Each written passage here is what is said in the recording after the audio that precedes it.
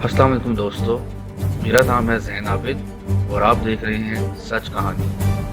Video शुरू करने से पहले मैं आपको ये बताता चलूँ कि इसको बनाने का मेरा वाहिद मकसद आप लोगों के सामने तारीख़, सियासत, शोबिज़, इस्लामी तारीख़, साइंस एंड टेक्नोलॉजी और दुनिया में कोई भी अहम वाक़ये से मुताल्लिक़ एक न्यूट्रल और सच पे मबनी नुक्ता नज़र पेश करना है। उम्मीद है आपको ये वीडियो पसंद आएगी। दोस्तों, पिछले किस्म में आपने सर सैयद अहमद ख़ान और 1897 की जंग आज़ादी के बारे में जाना था और ये भी कि अंग्रेज़ 1897 की जंग आज़ादी के बाद पूरे हिंदुस्तान पर काबिज़ हो चुका था। अंग्रेज़ों के 100 साल जुल्म के बाद हिंदुस्तान के लोगों की सोच, उनके रहन सहन में काफ़ी बदलाव आए। जैसा कि आपको आखिरी किस्त में बताया था कि हिंदुओं ने अंग्रेज़ों का बनाया हुआ तालीमी निज़ाम मुसलमानों के मुकाबले में बहुत जल्दी अपनाया और वह बहुत जल्द आला सरकारी नौकरियां हासिल करने में कामयाब हो गए। दोस्तों, यही वो वक्त था जब हिंदुओं के अंदर खुद एतमादी का अंसर काफ़ी हद तक बढ़ गया था और वो अब ये समझते थे कि वो इस काबिल हैं कि पूरी हिंदुस्तानी कौम की नुमाइंदगी कर सकते हैं। और इस ज़मन में उन्होंने 28 दिसंबर 1885 को retired civil servant A.O. Hume की सरबराही में बॉम्बे शहर में इंडियन नेशनल कांग्रेस की बुनियाद रखी। इस जमात के मकासद में शामिल था कि हिंदुस्तान के लोगों की बुनियादी हकूक़ की हिफाजत और उनकी आज़ादी के लिए जिद्दोजहद करना, ख्वाह उनका मज़हब कुछ भी हो, मगर ऐसा था नहीं। इस जमात के नुमाया लीडर्स में से तकरीबन हिंदू लीडर्स ही थे और उनमें भी सिर्फ ब्राह्मण ज़ात के लीडर्स नुमाया थे। ऐसा भी नहीं कि इस पार्टी में सब हिंदू इंतहा पसंद थे, बहुत से ऐसे लोग भी थे जो कि इंतहा पसंदी के खिलाफ खड़े हुए, जिनमें सर फहरिस्त महात्मा गांधी थे, फिर दादा भाई नारोजी, फिरोज शाह मेहता, पूना सार्वजनिक सभा जैसे नाम शामिल हैं। 1905 में पार्टी दो हिस्सों में तकसीम हो चुकी थी। इंतहा पसंद टोले की सरबराही बाल गंगाधर तिलक कर रहे थे, जिन्होंने इस पार्टी को सिर्फ हिंदुओं तक महदूद रखने का अज़म किया और सिर्फ हिंदुओं के सियासी मकासद की हिफाजत करने पर जोर दिया। दूसरी तरफ गोपाल कृष्णा गोखले थे, जो कि आज़ाद ख्याल ग्रुप की सरबराही कर रहे थे और मारधार इंतहा पसंदी को बिल्कुल पसंद नहीं करते थे और कांग्रेस को तमाम हिंदुस्तानी कौम की नुमाइंदा जमात तस्वुर करते थे।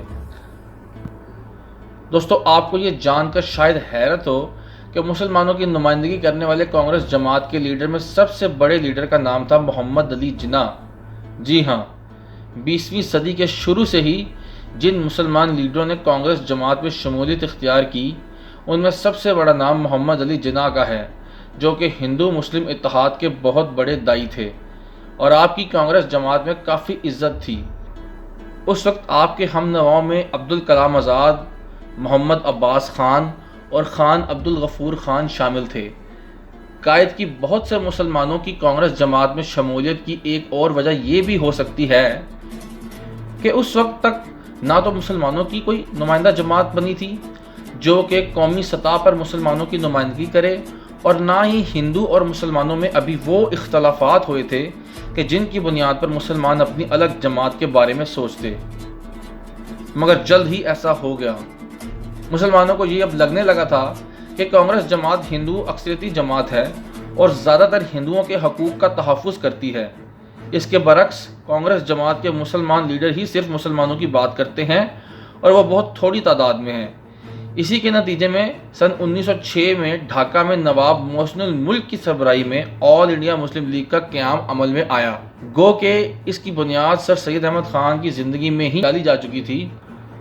ये सिर्फ मुसलमानों की तालीमी मकासद पूरे करने के लिए बनाई गई थी और उस जमात का नाम था all India Mohammedan educational conference. खैर, कांग्रेस जमात की मकबूलियत अभी काफ़ी ज़्यादा थी कि मुस्लिम लीग के बनने के फ़ौरन बाद मुसलमानों ने कांग्रेस को नहीं छोड़ा और मुस्लिम लीग अभी तक सिर्फ अमीरों और नवाबों की ही जमात थी।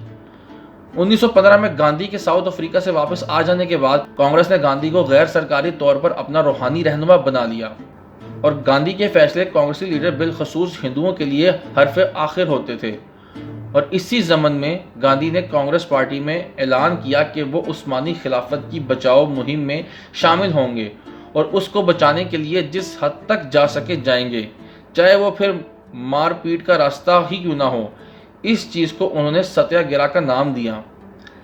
اس کے برعکس قائد اس کے مخالف تھے اور وہ سمجھتے تھے کہ ترکی کے لوگوں نے خود خلافت کا ساتھ نہیں دیا تو ہم کیوں دیں، اور دوسری بات، قائد مار پیٹ والی تحریک چلانے کے بالکل قائل نہیں تھے۔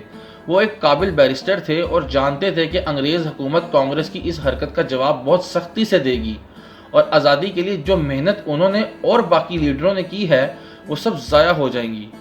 اور ہوا بھی یوں، انگریزوں نے بہت سختی سے اس تحریک کو کچل دیا اور گاندھی سمیت بہت سے کانگریسی لیڈروں کو جیل میں قید کر دیا۔ پھر کیا ہوا؟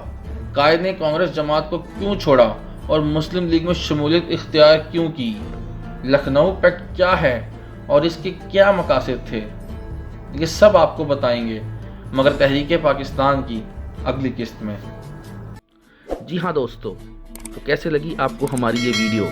کمنٹس میں ضرور بتائیے گا، اور اس ویڈیو کو زیادہ سے زیادہ لائک اور سبسکرائب کریں تاکہ اس طرح کی مزید انفارمیٹیو ویڈیوز ہم آپ کے لیے لا سکیں۔